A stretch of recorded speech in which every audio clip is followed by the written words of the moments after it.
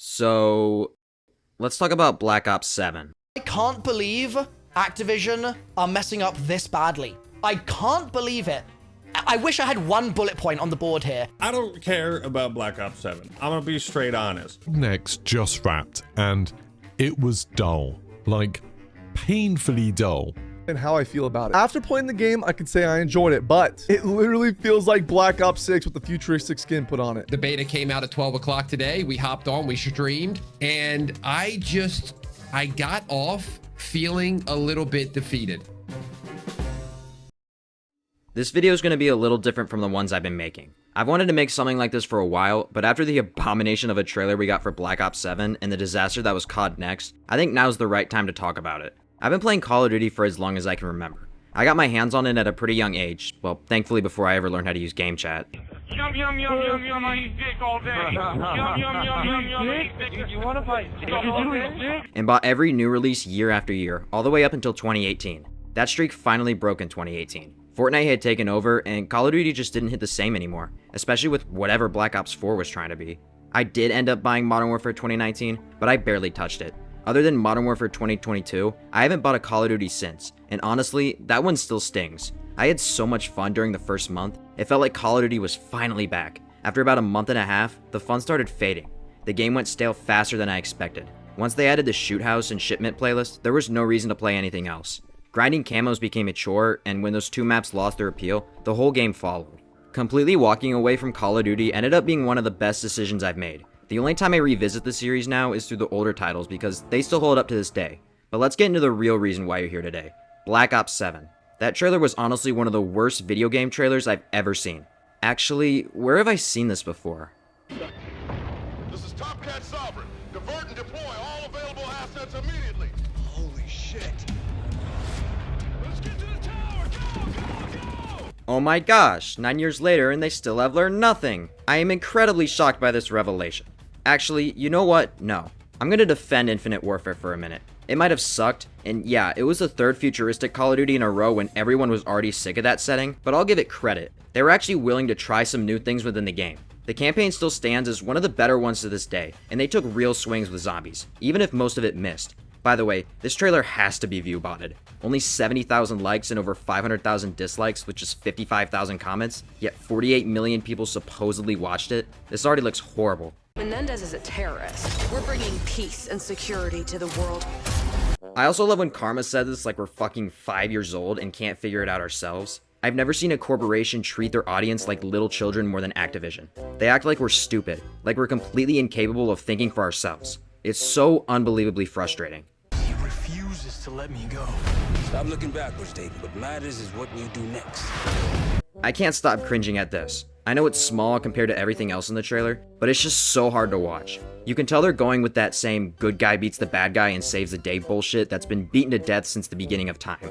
And then they go and reuse the exact same locations from the Black Ops 2 campaign. Nicaragua, Angola, Los Angeles. The only places that even seem new are Tokyo and Alaska. And even those have already been called out for not actually looking original. You were never cut out to be a Mason. Same thing here again. It actually gives me the cringe chills. That's how hard it is to watch. And then it ends with a battle against a giant Menendez. Like, what the fuck am I even looking at? Watching this trailer felt like a fever dream. The kind that you get after taking Walmart brand melatonin before bed. That trailer was a complete disaster. So, what about the gameplay? With Black Ops 7, there's nothing new or original about it. At least from what we've seen in the gameplay, trailer, and the beta. It's the same recycled formula, just dressed up in nostalgia. They keep reusing ideas from older games instead of creating anything fresh. If you threw every Call of Duty into a blender, added some dog shit, and topped it off with Bobby Kotick's disgusting face, you get Black Ops 7.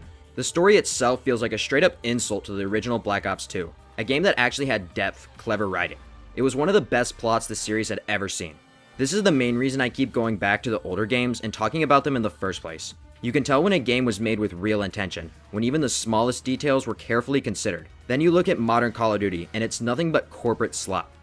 Get the Reznov Challenge Pack when you pre-order now.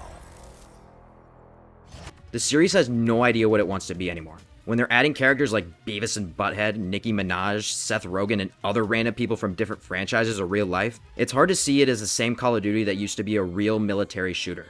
Now it just feels like a cash grab. More pointless collabs made to squeeze money out of players instead of making something that actually matters. And with the Warzone-ification of the game, it seems like they only care about appealing to the Warzone players and making everything feel like Warzone. The multiplayer feels like a testing ground for whatever they plan to add into Warzone, and Zombies looks and plays the same way. If you look at what everyone's saying about the game, I think it's safe to say there isn't a single person genuinely excited for its release. Well, there are a few technically. The TikTok-rotted teenagers who will literally play anything that Activision puts out, and the content creators who get paid tens of thousands just to glaze the game. Speaking of content creators, let's talk about the COD Next event, because boy was it a disaster. COD Next is an event where Activision showcases the new Call of Duty game and all the big information around it. Basically, it's supposed to be the hype event that gets everyone on board before launch. But this year's COD Next was a complete train wreck. The gameplay looked stiff, the maps looked awful as well as recycled, and the energy in the room felt dead. You could tell even the creators who were there didn't care. They were just clocking in for a paycheck. Half of them looked bored out of their minds, pretending to be excited while staring at the same game we've been playing for the last 5 years. How are you finding Black Ops 7 so far? Are you loving it? Yeah, I am loving it. I'm not sure what we're allowed to say, but they showed us a lot of cool stuff that I think everyone should be really excited for. And somehow, Activision tried to spin it like this was their most ambitious Call of Duty yet. It wasn't whatsoever. It was depressing. I was talking to Brittany quite a bit, one of the level designers, about the map design philosophy and kind of experiencing a futuristic or near futuristic atmosphere while still trying to make it feel immersive. One of my favorite things in the map is the Cat Cafe. There's a karaoke bar, which is a lot of fun. Those is call-outs where it's like, I got him in the Cat Cafe. That's going to be fun to say no matter what. Immersive, immersive, immersive. They had to shove in ads every chance they got, cutting to sponsors so often it started to feel like one long commercial instead of a gaming event. I did feel a little bad for the presenters though.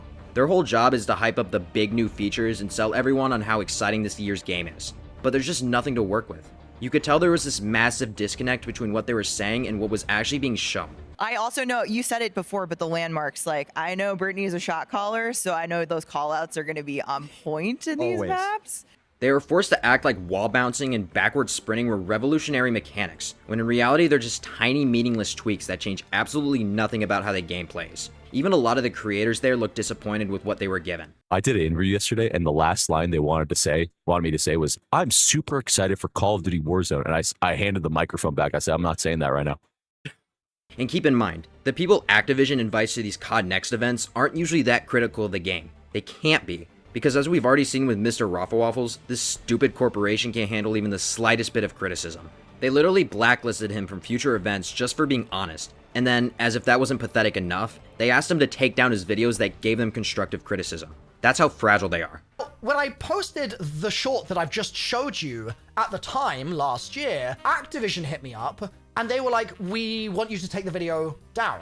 Speaking of Zombies YouTubers, let's get into the real highlight of the event. Come join us in Verdansk. We miss you. We need you. I have not finished the full game of Zombies. I will play Verdansk once I've played my 30 minutes of Zombies. Mr. Dalek JD has been part of the Zombies community for over 16 years. Literally one of the faces of it. And they have the absolute gall to treat him like a child, telling him to get off the game and switch maps. And he's just sitting there, awkwardly saying he hasn't had his 30 minutes yet, like he's asking his parents for 5 more minutes before bed.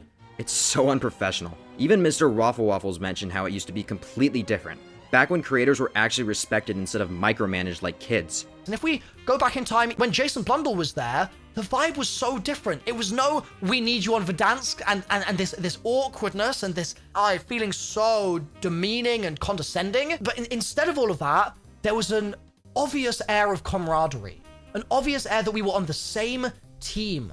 That if Activision won, and Jason Blundell won, and Treyarch won, we would win as Zombies creators. It's crazy to see how far the series has fallen, because it's not like Activision and Treyarch were always like this. They used to have a genuine connection with the creators they worked with. They actually understood how important these people were to the community. Now, they don't see them as anything more than corporate shills.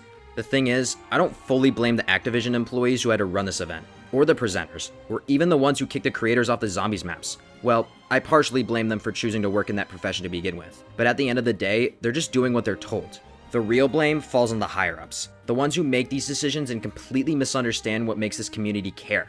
They're so obsessed with squeezing every bit of profit out of the franchise that they've stripped away everything that ever made it feel authentic. The passion and trust is gone, and there's pretty much nothing left.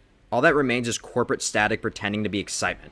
All of this really forces you to ask, what happened to Call of Duty? This game used to be made with passion and intention. Every Call of Duty felt like something you had to be there for. Every game had its own unique identity and its own reason to exist. There was something new and innovative every year. But now all the games blend together, like one giant yearly update that nobody asked for nor wanted.